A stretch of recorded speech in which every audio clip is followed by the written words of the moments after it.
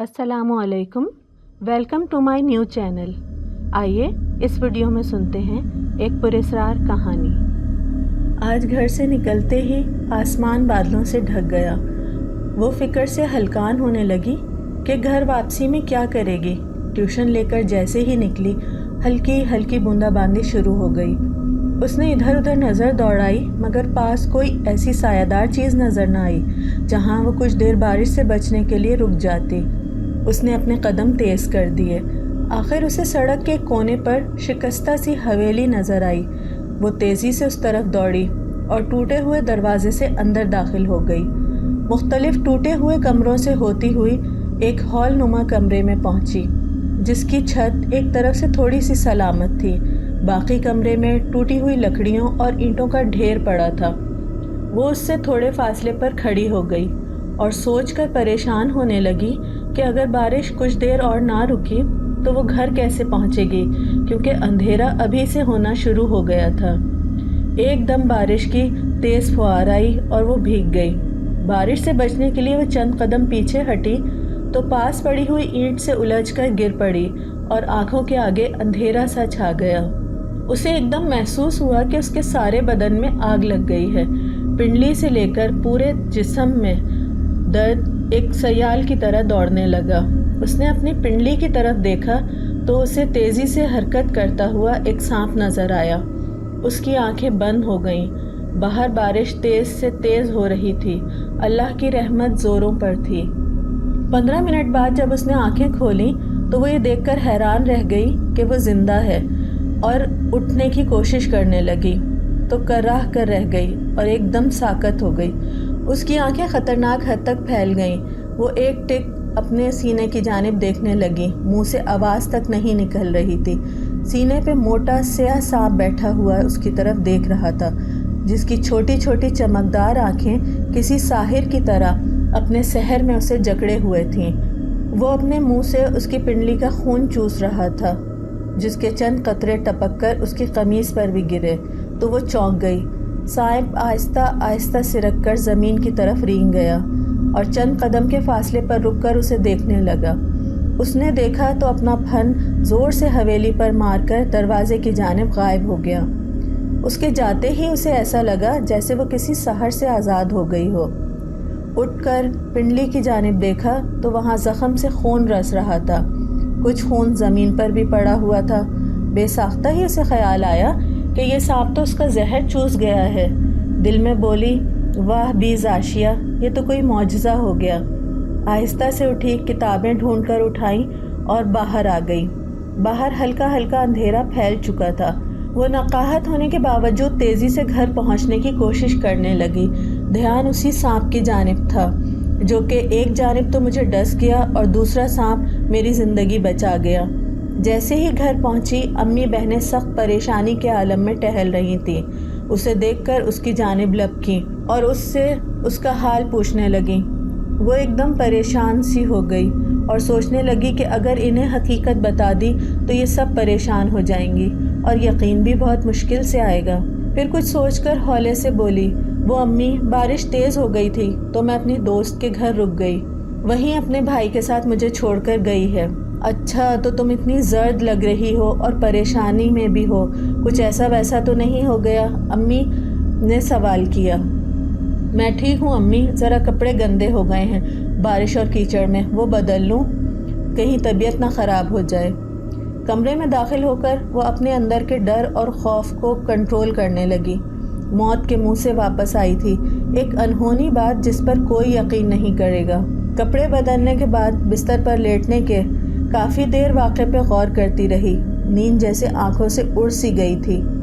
थोड़ी देर में आंखें बंद हुईं तो मौसम की तब्दीली ख्वाब में नज़र आई। ख़ुद को फिर वीरान खंडर में देखने लगी और उसे एक साया अपनी जानिब बढ़ता हुआ महसूस होने लगा। रोशनी नाकाफ़ी थी, हल्की हल्की चांदनी थी। साया उसके पास आकर रुक गया और एक गंभीर आवाज़ ने उसका अहाता कर लिया। ज़ाशिया, मैं बरसों से जाग रहा था कि कभी तो तेरी सूरत नज़र आएगी। ज़ाशिया का खौफ के मारे दम निकल गया। एकदम उसकी आंख खुल गई। खौफज़दा होकर चारों तरफ देखा तो कुछ भी ना था। रात के 3 बजे थे। مگر ایک مانوس سی خوشبو پورے کمرے میں پھیلی ہوئی تھی۔ زاشیہ ہمت کر کے اٹھی، بیڈ کے نیچے اور پردوں کے پیچھے دیکھنے لگی کہ کوئی موجود تو نہیں، مگر کمرے میں اس کے سوا کوئی موجود نہیں تھا۔ چند دن وہ اسی خوف کی وجہ سے گھر سے باہر نہ نکلی۔ آخر تنگ آ کر امی نے پکڑ ہی لیا۔ زاشی کیا بات ہے؟ 4 دن ہو گئے ہیں تمہیں ٹیوشن گئے ہوئے اور تمہاری طبیعت بھی خراب ہے، مگر اب کیا بات ہے؟ کوئی پریشانی ہے؟ زاشیہ پریشان ہو گئی۔ کچھ نہیں امی، کچھ نہیں، بس ویسے ہی سستی ہے، اس لیے جانے کو دل نہیں کر رہا، کل سے جاؤں گی۔ اگر مجھے کوئی پریشانی ہوتی تو میں آپ سے ضرور کہتی۔ امی اس کی بات سن کے مطمئن ہو گئیں۔ زاشیہ جلدی سے ناشتہ کرو، 1 گھنٹے سے دیکھ رہی ہوں تم ناشتے سے کھیل رہی ہو، کیا کالج جانے کا ذرا ارادہ نہیں؟ نہیں امی جی، ایسی تو کوئی بات نہیں، بس ناشتے کو دل نہیں کر رہا۔ ناشتہ کرو میری بچی، پورے دن کالج میں پھر خالی پیٹ گھوموں گی۔ وہ ہلکے سے سر ہلا کر رہ گئی، اس کی ہر شے سے دلچسپی ختم ہو گئی تھی۔ کالج بس میں سوار ہوئی اور کالج پہنچی۔ سب نے اس کی خیریت پوچھی۔ سمیرہ تو پیچھے ہی پڑ گئی۔ بتاؤ کیا وجہ تھی جو اتنی چھٹیاں کی؟ کیا بتاتی وہ کہ کیا وجہ تھی؟ سارا دن کالج میں بور گزرا، کہیں بھی دل نہ لگا، پیریڈ بھی مارے باندھے پورے کیے، آخر میں 2 پیریڈ چھوڑ کر گھر آ گئی۔ امی اس کے اتنی جلدی گھر آنے پہ پریشان ہو گئیں۔ سچ بتاؤ زاشی، تم پریشان ہو، تمہارا رنگ ہلدی کی طرح زرد ہو رہا ہے، ایسی کیا بات ہے؟ کچھ بھی تو نہیں امی، بس شاید بخار ہے جس کی وجہ سے کام میں دل نہیں لگ رہا۔ امی نے کہا اچھا تم کپڑے بدلو، میں کھانا لاتی ہوں۔ 5 بجے جیسے ہی ٹیوشن کے لیے گھر سے نکلی، تیزی سے دل دھڑکنے لگا۔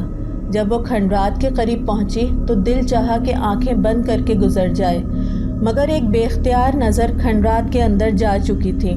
اس کا خود پر سے قابو ختم ہو گیا تھا۔ اس کے قدم سحر زدہ انداز میں ٹوٹے ہوئے کمرے کی جانب اٹھنے لگے۔ یکدم اسے اپنے سامنے ایک عجیب و غریب مخلوقات کو دیکھا جو کہ بالکل سیاہ رنگ کی تھی۔ 2 فٹ لمبے پاؤں، بڑے بڑے ناخن، سیاہ رنگت اور پورا جسم سیاہ رنگ کے بالوں سے ڈھکا ہوا تھا۔ یہ بال اتنے بڑے تھے کہ مانو جیسے بن مانوس کھڑا ہو۔ ابھری ہوئی خوفناک آنکھیں اس کی خوفناکیت میں اضافہ کر رہی تھیں۔ اس نے زاشیہ کی جانب دیکھ کر منہ کھولا تو منہ کسی غار کی مانند تاریک نظر آیا۔ زاشیہ کے قدموں نے ہلنے سے انکار کر دیا۔ زمین نے جیسے اس کے قدم جکڑ لیے۔ اس نے اپنا لمبا سا بازو اٹھایا اور اپنے پیٹ کے اوپر ناف تک چیر ڈالا۔ پیٹ ایسے کھل گیا جیسے زپ کھلی ہو اور اس میں سے سانپ، بچھو، لال بیگ اور ہر سائز کے حشرات الارض نکل کر گرنے لگے۔ زمین پہ گرتے ہی ان حشرات الارض کا سائز بڑھنے لگا اور وہ زاشیہ کی جانب بڑھنے لگے۔ خوف سے زاشیہ کی آنکھوں کے آگے اندھیرا سا چھا گیا۔ بس بہت ہو گیا، مہمان ہے، وہی گھمبیر آواز پہ زاشیہ نے آنکھیں کھولیں تو تمام حشرات الارض غائب تھے اور وہ مخلوق ساکت کھڑی تھی۔ اس کا پیٹ بھی بند ہو چکا تھا۔ یہ ہماری مہمان ہیں، محافظ تم واپس جاؤ، آواز دوبارہ آئی۔ زاشیہ نے چاروں طرف گھوم کے دیکھا لیکن کچھ دکھائی نہ دیا۔ اس آواز نے پھر دوبارہ کہا، زاشیہ ہمیں تم سے کچھ کام ہے اور وہ کام تم ہی کر سکتی ہو، ہمیں تم سے تمہاری مدد چاہیے۔ کون ہے؟ زاشیہ نے پکارا۔ ہم جو بھی ہیں تمہیں پتہ چل جائے گا، ہم تمہیں نقصان نہیں پہنچانا چاہتے، ہم جو کہیں وہ کرتی جاؤ، ہم تمہارے شکر گزار رہیں گے۔ آواز پھر گونجی۔ زاشیہ دھیمے دھیمے قدموں طاق کی جانب بڑھی۔ طاق میں ہاتھ ڈال کے دیوار کو دائیں جانب دبایا تو وہ اندر کی جانب دب گئی۔ اس کے قدموں سے چند قدم کے فاصلے پر زمین اندر کی جانب دھنس گئی تھی۔ اندھیرے میں نیچے اترتی ہوئی سیڑھیاں نظر آ رہی تھیں۔ وہ کانپتے قدموں ان سیڑھیوں کی جانب بڑھی اور سیڑھیاں اترنے لگی۔ آخری سیڑھی پر قدم رکھتے ہی وہ دم بخود رہ گئی۔ پورا کمرہ یکدم روشن ہو گیا۔ وہ کمرہ کسی خوابگاہ کا منظر پیش کر رہا تھا۔ اس نے پوری زندگی میں اتنی شاہانہ خوابگاہ نہیں دیکھی تھی۔ کسی محل کا کمرہ معلوم ہو رہا تھا۔ وہ سحر زدہ انداز میں گھوم کر پورا کمرہ دیکھ رہی تھی۔ کمرہ پسند آیا؟ اچانک وہی آواز دوبارہ گونجی۔ زاشیہ نے پلٹ کر دیکھا تو ایک سیاہ سایہ جو خواب میں دکھا تھا اس کے عقب میں کھڑا تھا۔ آپ کون؟ زاشیہ خوفزدہ انداز میں پیچھے ہٹی۔ دوبارہ آواز آئی، ہم سے ڈرو مت، ہم تو خود اپنے بس میں نہیں ہیں، ہم کو تو اپنے جسم پر بھی اختیار نہیں، پھر ہم تمہیں یا کسی اور کو کیا کچھ کہیں گے۔ اس عرصے میں زاشیہ خود کو سنبھال چکی تھی۔ وہ دوبارہ بولا، ہم بر صغیر کی ریاست کرنال کے شہزادے عباس کریم ہیں۔ ہمیں ریاست کی خوشحالی اور عزت کا بہت خیال تھا، لیکن ہمارا پڑوسی مہاراجہ اس بات سے ناخوش تھا اور ہماری ریاست کے خزانے اور خوشحالی دیکھ کر جلتا تھا، جبکہ اپنا سارا خزانہ وہ عیاشیوں میں اڑا بیٹھا تھا۔ اس نے کئی بار ہم پر حملہ کیا، لیکن ہر بار منہ کی کھائی۔ جب اس کا بس نہ چلا تو اس نے اپنے نامور جادوگر کرشن سے مدد لی اور اسے خوب نوازا کہ ہماری زندگی ختم کر دی جائے۔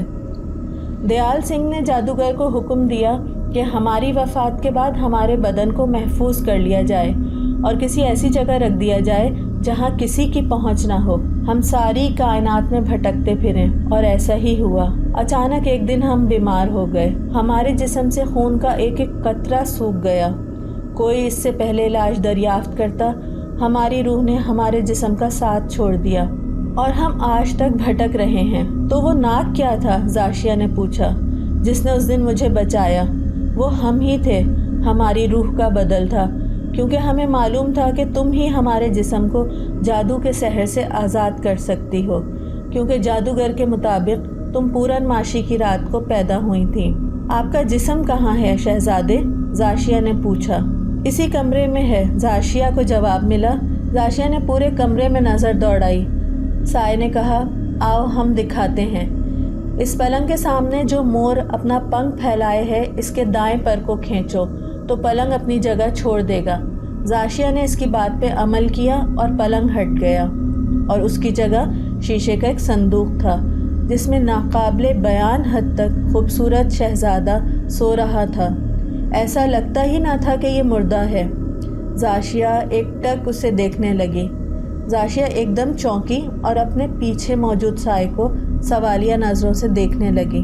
اس نے کہا، اوپر موجود سونے کے خول کو 3 بار کلمہ پڑھ کر اٹھاؤ، اور جو بھی آوازیں یا کچھ محسوس ہو اس پہ غور نہ کرنا۔ شہزادے عباس کریم کے دائیں بازو اور بائیں بازو میں بندھا ہوا ڈوریا کھول دو اور اس کمرے سے فوراً نکل کر اس کھنڈرات سے دور چلی جاؤ۔ شہزادہ عباس کریم غمزدہ آواز میں بولا، میں ہمیشہ آپ کا احسان مند رہوں گا، میری مغفرت کی دعا ضرور کرنا۔ زاشیہ کی آنکھوں میں آنسو آ گئے۔ عباس کریم نے کہا، جلدی کرو، ہمارے پاس وقت بہت کم ہے۔ زاشیہ نے جیسے ہی شیشے کے صندوق پر موجود سونے کا ڈھکن نما اٹھایا تو پورا کمرہ خوفناک آوازوں سے گونجنے لگا۔ ہر طرف سے ایسا لگ رہا تھا جیسے دیواریں اور چھت گر جائیں گی۔ زاشیہ نے شہزادے کے ہاتھ میں موجود ڈوریا کھول دیا، جلدی سے پاؤں کی جانب بڑھی، اور اب شہزادے کا جسم ایسے گرم تھا جیسے زندہ انسان کا ہوتا ہے۔ اس نے پاؤں پہ بندھا ہوا ڈوریا بھی کھول دیا۔ ڈوریا کھلتے ہی شہزادے کا پورا جسم پانی بن کر پگھلنے لگا۔ صدیوں سے صحیح و سالم شہزادہ موم کی طرح پگھل رہا تھا۔ پورا کمرہ زلزلے کی زد میں تھا۔ وہ فوراً سیڑھیوں کی طرف بھاگی، مگر ایسا لگا جیسے اس کے پاؤں کسی نے پکڑ لیے ہوں۔ اس نے اپنے قدموں کی طرف دیکھا تو ایک لمبے اور گھنے بالوں والی چڑیل نظر آئی، جس کے دانت خون سے آلودہ تھے اور آنکھیں تو حلقوں میں تھیں ہی نہیں۔ پورا جسم گوشت سے محروم تھا۔ بال ایسے لمبے تھے، ایسا لگ رہا تھا پورے کمرے میں پھیلے ہوں، اور وہ اسے چبانے والے انداز میں گھور رہی تھی۔ اچانک چڑیل کے جسم میں آگ لگ گئی اور اس نے زاشیہ کے پاؤں چھوڑ دیے اور پورے کمرے میں بھاگنے لگی۔ شہزادے کی روح، جو ہو بہو شہزادہ کریم کی شکل کی طرح تھی، موجود تھی۔ اس نے زاشیہ سے چلے جانے کو کہا، جلدی کرو، ابھی کچھ دیر میں یہ سب کچھ تباہ ہو جائے گا۔ تم شہ خانے سے نکلتے ہی جتنی جلدی ہو سکے ان کھنڈرات سے دور چلی جاؤ اور میرے لیے دعا کرنا۔ میں بھی تمہیں یاد رکھوں گا کہ صدیوں بھر کی ایک نیک لڑکی نے میری مدد کی۔ جاؤ، فوراً نکل جاؤ۔ عباس نے زاشیہ کو دھکا دیا تو زاشیہ کی آنکھوں کے آگے اندھیرا چھا گیا۔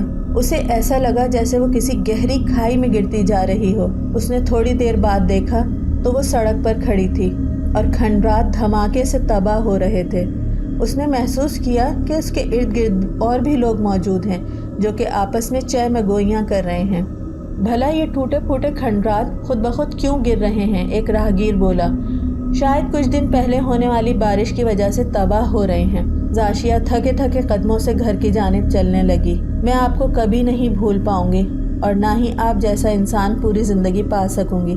زاشیا نے شہزادہ عباس کے بارے میں سوچا جو صدیوں پہلے جنم لے کر صدیوں بعد خاکستر ہو چکا تھا۔